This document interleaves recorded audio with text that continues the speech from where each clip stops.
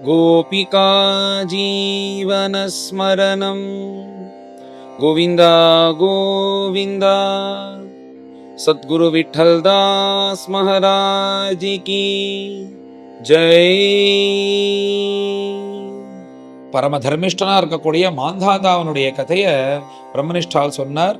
அப்படி ஒரு தர்மாத்மா தர்மத்தகா ராஜ்ய பரிபாலனம் பண்ணி யாக யஜ்யங்கள்லாம் பண்ணி பகவத் ஆராதனம் பண்ணி அந்த ராமச்சந்திர பிரபுவனுடைய வம்சத்திலேயே அப்படி பெருமையை சேர்த்த மகானா அந்த மாந்தாதா. தர்மம் இதெல்லாம் பண்றது ஒரு பக்கம் இருந்தாலும் பராக்கிரமத்திலையும் கொஞ்சம் கூட கம்மி கிடையாது. அப்படி ராவணாதிகளே நடுங்கினாராம். திக்விஜயத்துக்கு வந்த போது இந்த மாந்தாதா கூட சண்டை வருது, ராவணனே நடுங்கினான் அப்படின்னு சொல்லிட்டு அப்படி ஒரு பராக்கிரமசாலியா இருக்கக்கூடிய மாந்தாதா இப்ப ஏற்பட்ட மாந்தாதாவுடைய கதையை சொல்லி இந்த மாந்தாதாவனுடைய புத்திரனுடைய கதையை ஆரம்பிக்கிறார். இந்த மாந்தாதா தன்னுடைய புத்திரா இருக்கக்கூடிய புருகுச்சனுக்கு ராஜ்யத்தை அப்படைச்சு அவர் காட்டுக்கு போய் பகவானுடைய திருவடியை தியானம் பண்ணி பகவத் சரணாரவிந்தத்தை சேர்ந்தார். இந்த புருகுச்சன் இவர் நர்மதா அப்படின்ற பெண்ணை கல்யாணம் பண்ணிக்கிறார். இந்த நர்மதை யாரு அப்படின்னா நாகர்களுடைய சகோதரியாம். இந்த நாகர்கள்லாம் ஏன் இந்த நர்மதையை புருகுச்சனுக்கு கல்யாணம் பண்ணி வச்சான்னா அவ ஒரு காரிய நிமித்தமா தான் பண்ணி வச்சா. இந்த புருகுச்சன் மகாவீரன், இவருடைய பராக்கிரமும் மகாவிஷ்ணுவோட பராக்கிரமும் ஒரே போல இருப்பது போல அப்படி ஒரு பிரபாவசாலியா இந்த புருகுச்சன். அதனால ரொம்ப நாளா நாகர்களுக்கு வதார்க கந்தர்வர்கள்னு சில பேர் இருக்காலாம். இந்த கந்தர்வர்கள் சாதாரண கந்தர்வர்கள்ல இவ துஷ்டர்களா இருக்கக்கூடிய வதார்க கந்தர்வர்கள்னு பேரு. அவ இந்த நாகர்களுக்கு இம்சை கொடுத்துட்டே இருக்கா.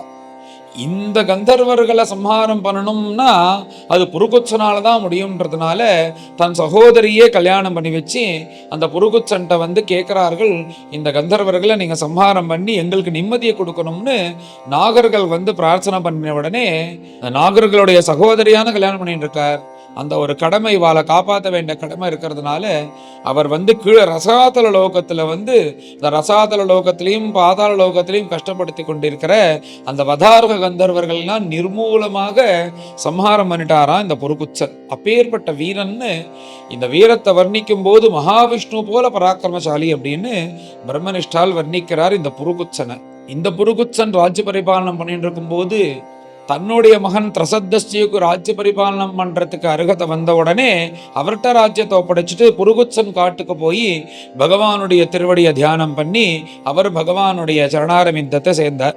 அதே மாதிரி திரசத்தஸ்தி இவரையும் தர்மாத்மா, அவரும் தர்மத்தகா ராஜ்ய பரிபாலனம் பண்ணி தன்னுடைய மகனா இருக்கக்கூடிய அனரண்யனுக்கு ராஜ்யத்தை ஒப்படைச்சிட்டு இந்த திரசத்தஸ்தி தான் காட்டுக்கு போய் பகவானுடைய திருவடியை தியானம் பண்ணி அவர் பகவானுடைய சரணாரவிந்தத்தை சேர்ந்தார். இந்த அனரண்யன் தான் ராஜ்ய பரிபாலனம் பண்ணிட்டு இருக்கும் போது தன்னுடைய மகனா இருக்கக்கூடிய ஹரியஸ்வன் ராஜ்ய பரிபாலனம் பண்றதுக்கு அருகதை வந்த உடனே அவர்கிட்ட ராஜ்யத்தை ஒப்படைச்சிட்டு இவர் காட்டுக்கு போய் தபஸ் பண்ணி பகவானுடைய சரணாரவிந்தத்தை சேர்ந்தார். இந்த ஹரியஸ்வன் தான் தர்மத்தா ராஜ்ய பரிபாலனம் பண்ணிட்டு இருக்கும் போது தன்னுடைய மகனா இருக்கக்கூடிய அருணன் அவருக்கு ராஜ்ய பரிபாலனம் பண்றதுக்கு அருகதை வந்த உடனே இந்த ஹரியஸ்வன் தான் காட்டுக்கு போய் பகவானுடைய திருவடியை தியானம் பண்ணி பகவானுடைய சரணாரவிந்தத்தை சேர்ந்தார்னு சொல்லி மேல இந்த அருணனை பத்தி சொல்றார்.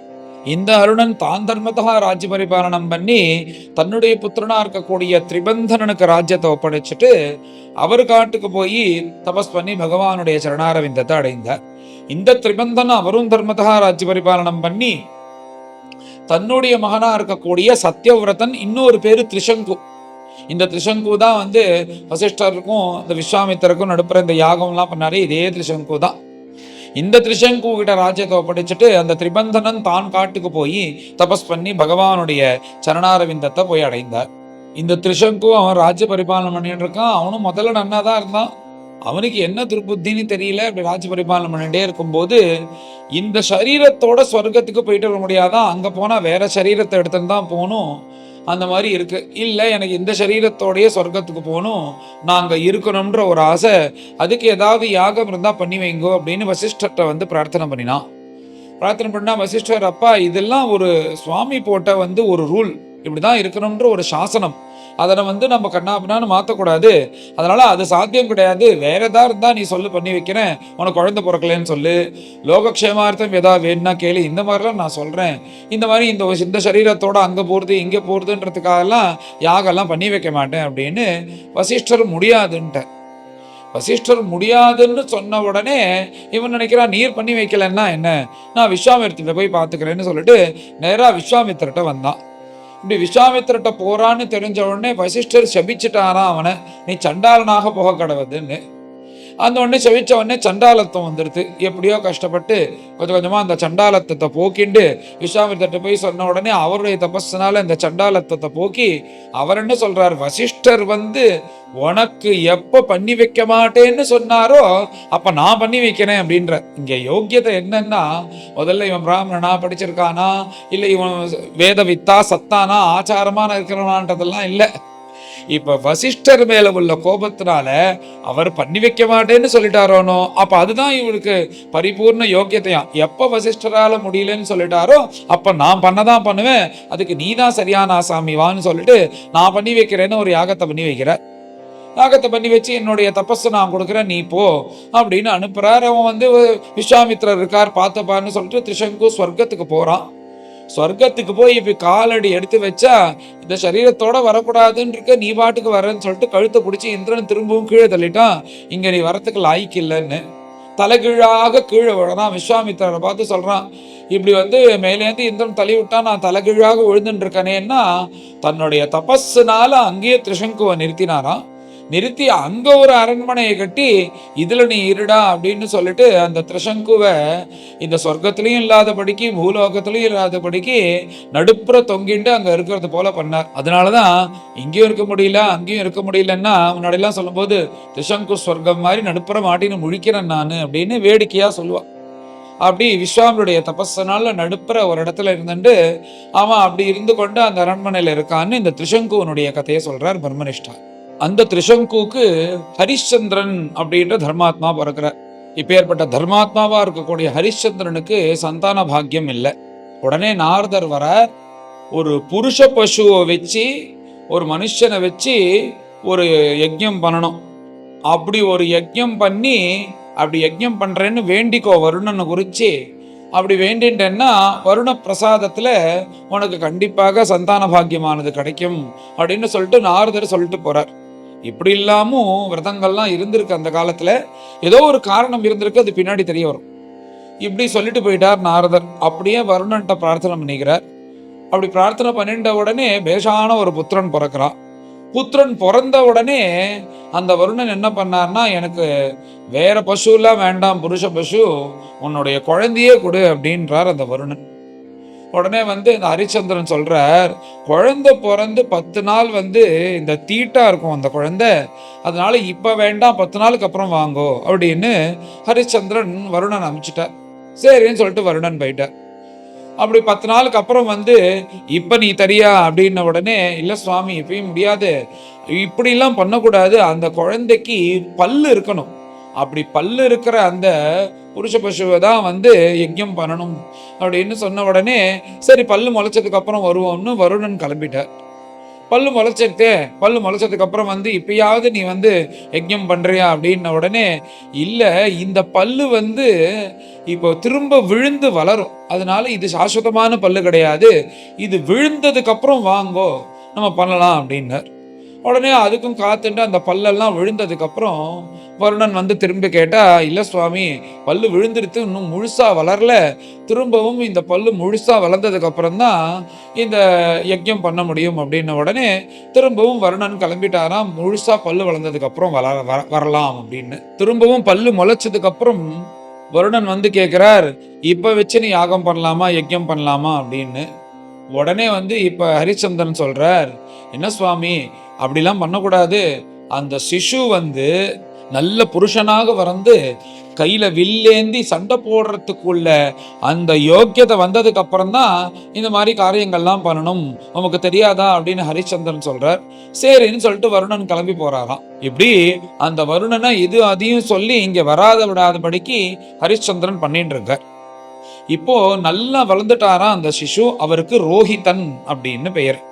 இந்த ரோஹிதன்னு சொல்லக்கூடிய இந்த புத்திரன் நன்கு வளர்ந்து எல்லாத்தையும் தெரிஞ்சு கொண்டு வில்லம்பு எடுத்து சண்டை போடுற அளவுக்கு தன்னை தயார் பண்ணி கொண்டு இப்ப பார்க்கிறார். அப்பதான் தெரிஞ்சது இப்படி தன்னை வந்து புருஷ பசுவா வச்சு யஜ்ஞம் பண்றதுக்காக தான் வருணன் வந்துட்டு போயிட்டு இருக்காருன்னு தெரிந்து கொண்டு அந்த ரோஹிதன் என்ன பண்றாருன்னா யாருக்கும் தெரியாம அவர் காட்டுக்கு கிளம்பி போயிடுறார். பயந்து காட்டுக்கு வந்தாலும் மனசு ஒப்ப மாட்டேங்கிறது. அங்க அப்பாவுக்கு ஏதாவது ஆபத்து வந்துருதுன்னா என்ன பண்றது, வருண் அவருடைய பாசத்தினால கட்டி ஏதாவது இம்சை பண்ணிட்டாருன்னா என்ன பண்றதுன்னு ரோஹிதனுக்கு மனசு வரமாட்டேங்கிறது. திரும்ப ராஜ்யத்துக்கு வருமோன்னு கிளம்புறார். அப்படி கிளம்பும் போது இந்திரன் வந்து தடுத்துட்டார், நீ போகாத, கொஞ்ச நாளைக்கு நீ போகாம இரு, எல்லாம் சரியாயிடும். அதனால ஒரு வருஷ காலம் வந்து எல்லா தீர்த்தலங்களும் போய் எல்லா இடத்துலையும் ஸ்நானம் பண்ணிட்டு இப்படி சுத்திண்டு வா பாரத தேசம் முழுக்க, அதுக்குள்ள ஒரு வருஷம் ஆயிடும், அதுக்கப்புறம் நீ போகலான்னு இந்திரன் தடுத்துட்டார். சரி, இந்திரன் சொன்னவொடனே அந்த வார்த்தை ஹிதமாகப்பட்டது. அவர் வந்து ஒரு வருஷம் சுத்திட்டு வந்தார். இப்ப ராஜ்யத்துக்கு போலான்னு ஒரு வருஷத்துக்கு அப்புறம் கிளம்புறார். அப்பயும் வந்து இந்திரன் தடுத்துட்டார் போகாதன்னு. இப்படி ஒரு தடவை தடுத்தார், 2 தடவை தடுத்தார், 3 தடவை தடுத்துட்டார், 4 தடவை 5 தடவை தடுத்தாராம், போக முடியலையாம். 5 வருஷம் முடிஞ்சு 6வது வருஷம் இப்ப என்ன பண்றாருன்னா இந்திரன் தடுத்தாலும் சரி சந்திரன் தடுத்தாலும் சரி நான் போய் தான் தீர்வன்னு தீர்மானம் பண்ணிட்டு மேல கிளம்புறாராம். அந்த ரோஹிதன்னு சொல்லக்கூடிய இந்த ஹரிச்சந்திரனுடைய புத்திரன் இப்படி கிளம்பி வரார். அந்த ரோஹிதன்னு சொல்லக்கூடிய அந்த ஹரிச்சந்திரனுடைய புத்திரன் வந்துட்டே இருக்கும்போது மேல இந்த புருஷ பசு தனக்கு உயிருக்கு ஆபத்துன்றதுனால தானே இப்படிலாம் பயந்துட்டு இருக்கோம்னு சொல்லிட்டு அஜீகர்த்தா அப்படின்றவர், அவருக்கு நடு மகனா இருக்கக்கூடிய சுனஷேபன் ஒருத்தர், அந்த சுனஷேபனை பணத்தை கொடுத்து வாங்குறாராம். அந்த சுனஷேபனை வாங்கி இவனை வந்து புருஷ பசுவாக கொடுத்து நம்ம அப்பாவோட கடனை தீர்த்துடலான்னு அந்த சுனஷேபனை அழிச்சுண்டு தன் அப்பாவை பார்க்கறதுக்காக அங்கேருந்து ராஜ்யத்துக்கு வரார் இந்த ரோஹிதன்னு சொல்லக்கூடிய இவர். இந்த சுனஷேபன்னு சொல்லக்கூடிய இந்த ஏழை பிராமணன் கிட்டேந்து இந்த நடு மகனை இந்த ரோஹிதன் வாங்கி கொண்டு வந்து தன்னுடைய அப்பாவோடைய கடனை தீர்க்கணும்.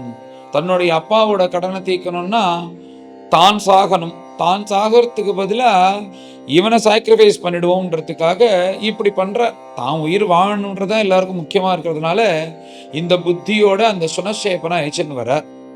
அந்த சுனஷேபனை அழிச்சுன்னு வந்து அந்த வருண பகவானுக்கு வேணுங்கிற அந்த யாகத்துக்கும் ஏற்பாடு பண்ணி இந்த புருஷ பசுவை கொடுக்கறதுக்கும் ஏற்பாடு பண்றாளாம். அப்படிலாம் வேண்டின்றதுனால பண்ணிதான் ஆகணும்ன்றது போல ஒரு நிர்பந்தம் ஏற்படுறது.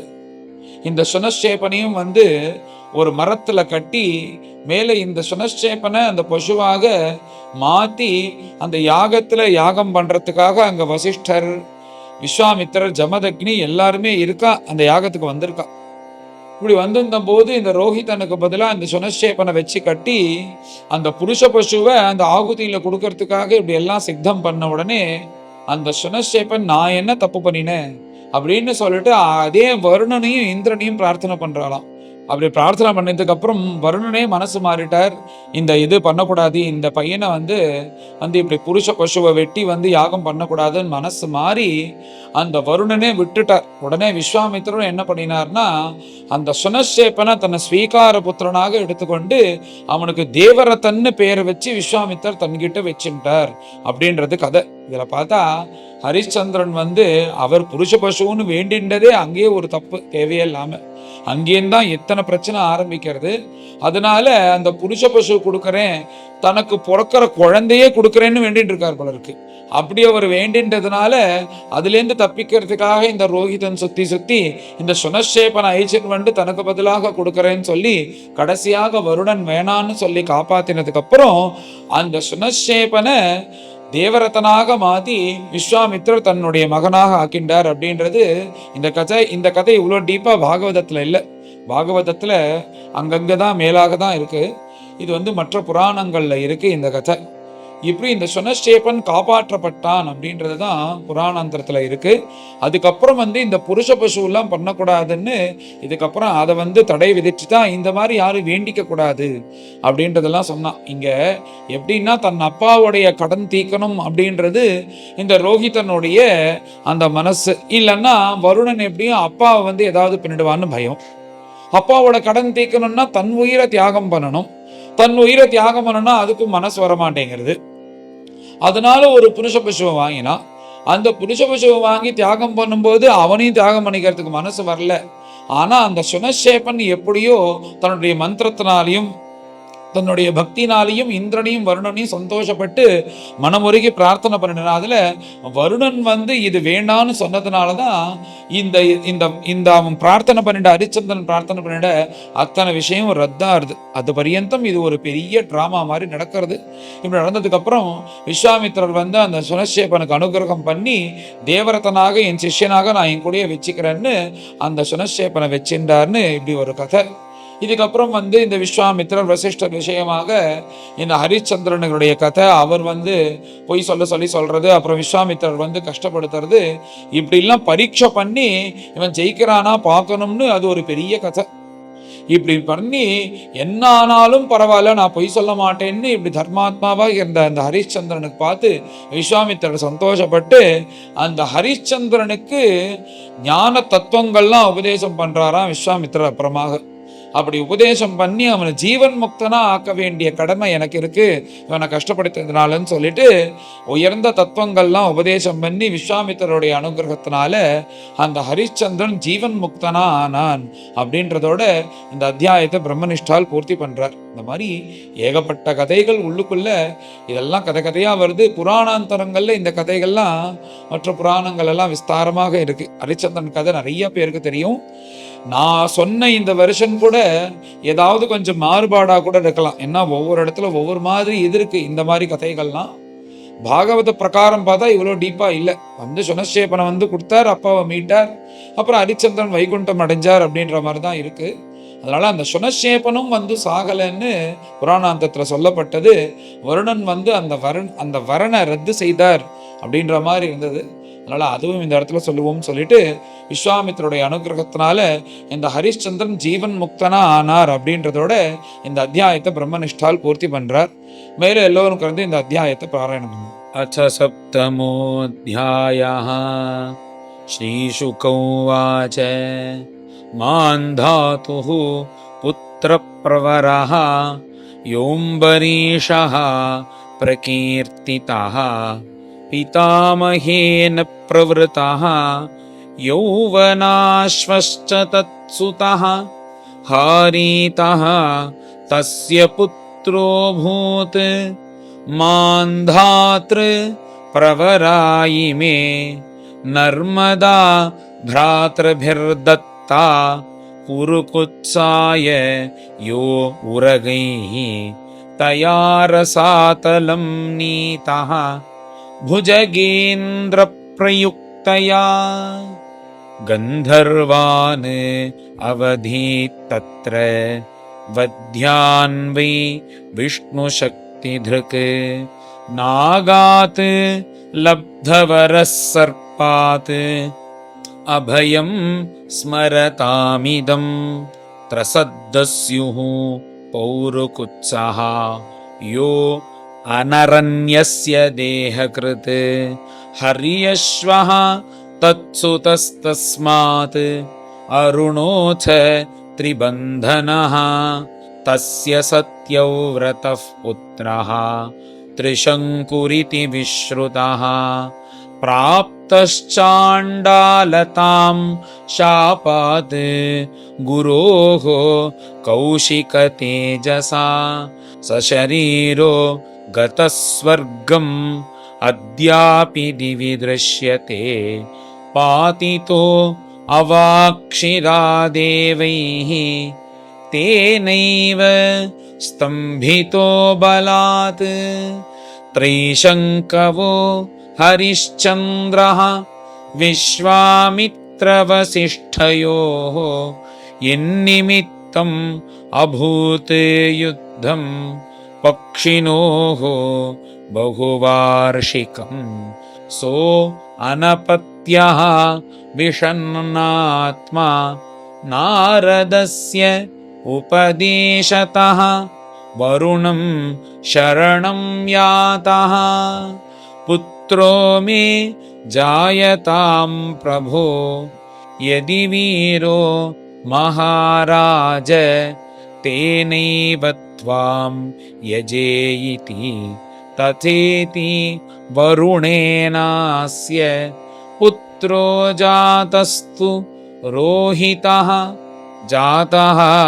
सुतो ह्यनेनाङ्ग मां यजस्वेति सोऽब्रवीत् यदा पशुः निर्दशः स्यात् अथ मेध्यो भवेत् इति।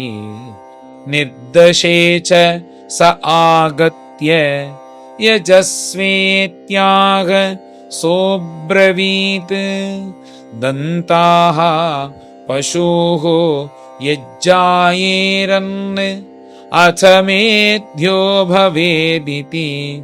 जाता दन्ता यजस्वेति सप्रत्याह अथ सोऽब्रवीत् यदा पतन्ति अस्य दन्ताः अथ मेध्यो भवेदिति। पशोः निपतिता दन्ताः यजस्वेत्याह सोऽब्रवीत् यदा पशोः पुनर्दन्ता जायन्ते अथ पशुशुचिः पुनर्जाता यजस्वेति सप्रत्याह अथ सोऽब्रवीत् सान्नाहिको यदा राजन् राजन्योऽथ पशुशुचिः इति पुत्रानुरागेण स्नेहयन्त्रित चेतसा कालं वञ्चयता तं उक्तो देवः तमैक्षत रोहितः तदभिज्ञाय पितुः कर्म चिकीर्षितं प्राणप्रेप्सुः धनुष्पाणिः अरण्यं प्रत्यपद्यता पितरं वरुणग्रस्तं श्रुत्वा जातमहोदरं रोहितो ग्राममेयाय तमिन्द्रः प्रत्यषेधता भूमेः पर्यटनं पुण्यं तीर्थक्षेत्र निषेवणैः रोहिताय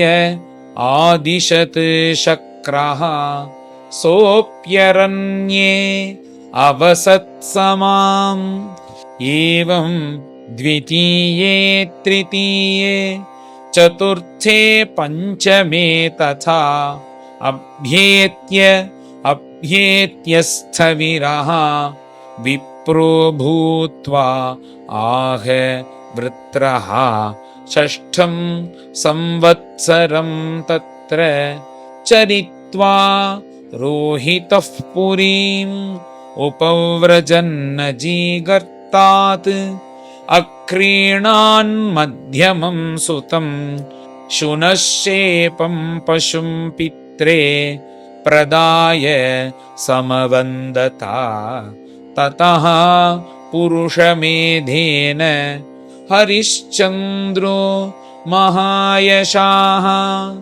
मुक्तोदरो अयजत् देवान् वरुणादीन् महत्कथः विश्वामित्रो अभवत् तस्मिन् होता च अध्वर्युरात्मवान् जमदग्निः अभूत् ब्रह्मा वसिष्ठो अयास्य सामगः तस्मै तुष्टो ददाविन्द्रः शातकौम्भमयं रथं शुनश्शेपस्य माहात्म्यम् उपरिष्टात् प्रचक्ष्यते सत्यसारां धृतिं दृष्ट्वा सभार्यस्य च भूपतेः विश्वामित्रो भृशं